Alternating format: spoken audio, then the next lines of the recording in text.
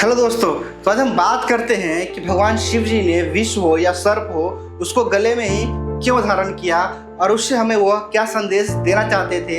इस वीडियो में हम आज चर्चा करेंगे।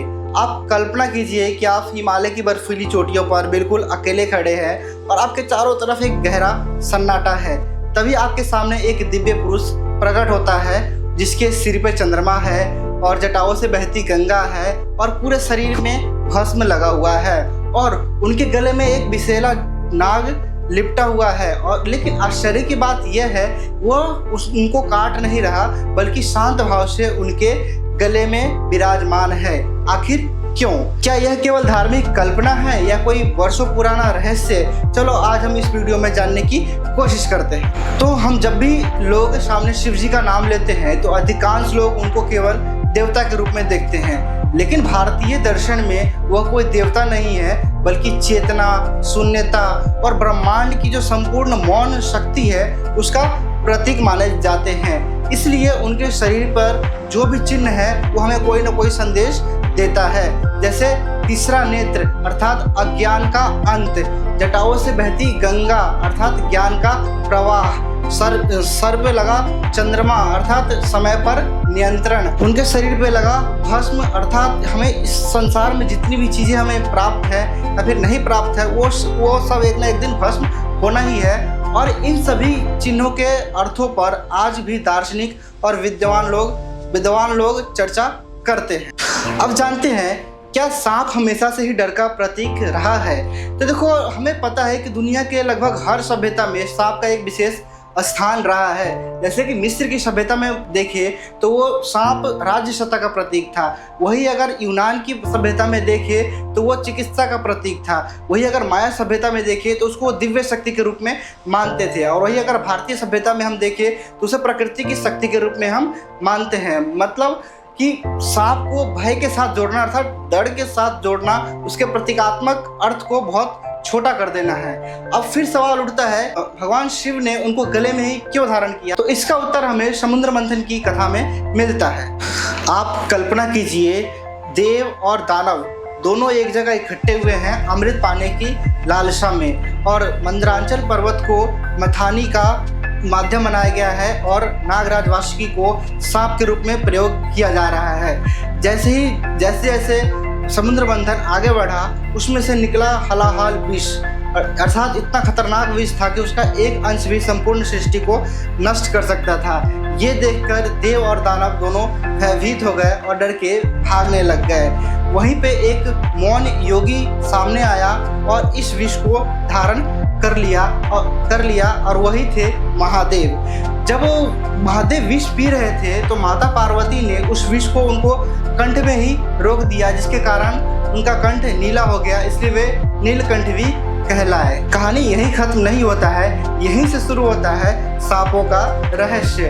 नागराज वासुकी ने शिव जी के इस त्याग को देखकर उन्होंने स्वयं निर्णय लिया शिव जी के गले में रहने का। यह कोई सम्मान नहीं बल्कि सत्य के प्रति समर्पण था।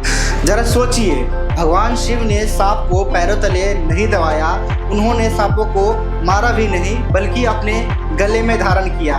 तो इसका अर्थ है कि जीवन की नकारात्मक शक्तियों को नष्ट नहीं बल्कि उसे नियंत्रित करना चाहिए।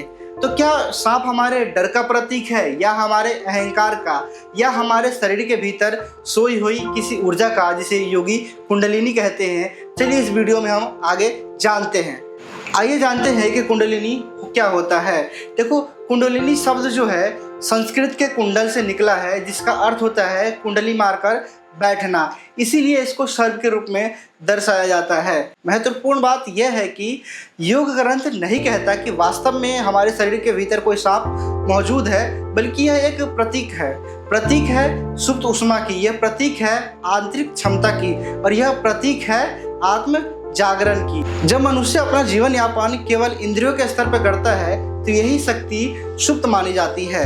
लेकिन जब मनुष्य साधना, ध्यान, प्राणायाम और आत्मानुशासन के माध्यम से अपना आध्यात्मिक और मानसिक विकास करता है तो इसी प्रक्रिया को हम कुंडलिनी जागरण कहते हैं। अब हम बात करते हैं चक्र के रहस्य के बारे में। हमारे शरीर के भीतर 7 चक्र पाया जाता है, जिसमें पहला है मूलाधार, दूसरा स्वादिष्ठान, तीसरा मणिपुर, चौथा अनाहत, पांचवा विशुद्ध, छठा आज्ञा और सातवां है सहस्त्रार। इन चक्रों को आधुनिक शरीर विज्ञान की रचना का अंग नहीं पाया जाता है, बल्कि यह योग और तंत्र परंपरा में सूक्ष्म शरीर की अवधारणा के रूप में पाया जाता है। जब कोई मनुष्य कहता है कि कुंडलिनी ऊपर की ओर उठ रही है तो मनुष्य की चेतना धीरे धीरे व्यापक, संतुलित और जागृत अवस्था में जा रही है। इसलिए भगवान शिव को आदि योगी कहा जाता है, क्योंकि वे पूर्ण जागृत अवस्था के प्रतीक है। तो अब सवाल उठता है, क्या विज्ञान कुंडलिनी जागरण को स्वीकार करता है? तो इसका जवाब है हाँ, लेकिन अभी भी विज्ञान कुंडलिनी शक्ति को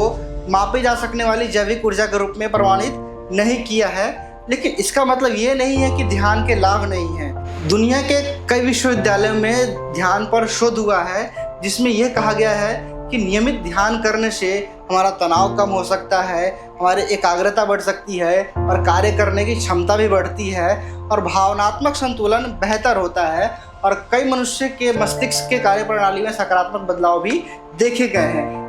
तो इसका मतलब है कि ध्यान पर तो वैज्ञानिक अध्ययन मौजूद है, लेकिन इसे सीधे कुंडलिनी जागरण से नहीं जोड़ा जा सकता है। अब हम बात करते हैं उस प्रश्न पर जो कि हमने आपको वीडियो के शुरुआत में कहा था कि भगवान शिव ने सर्प हो या फिर विष हो उसको कंठ में ही क्यों धारण किया। तो योग दर्शन में गला को विशुद्ध चक्र के साथ जोड़ा जाता है और यह चक्र होता है वाणी का, अभिव्यक्ति का और आत्म संयम का। इसलिए भगवान शिव ने इनको गले में ही धारण किया, क्योंकि वे वो संदेश देना चाहते थे कि तुम्हारे जीवन में जो भी विष है उसको अपने भीतर लो, लेकिन कभी भी अपनी वाणी हो या अपने व्यवहार के माध्यम से दूसरों तक मत पहुंचने दो। तो मैं ये आशा करता हूँ कि आपको ये वीडियो एक नया दृष्टिकोण देने में सक्षम रहा होगा। तो अगर आपको पसंद आए इस वीडियो को तो इस वीडियो को लाइक, सब्सक्राइब जरूर कर ले।